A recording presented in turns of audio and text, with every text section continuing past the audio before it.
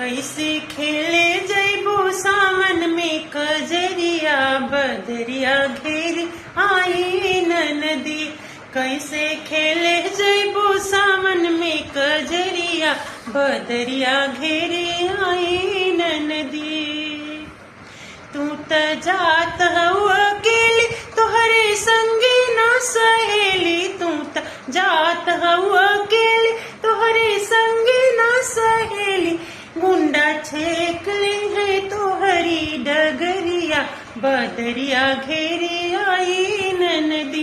गुंडा छेक ले है तोहरी डगरिया बदरिया घेरे आई नदी।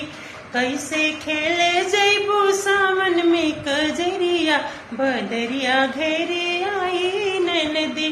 कैसे खेले जैबो सावन में कजरिया।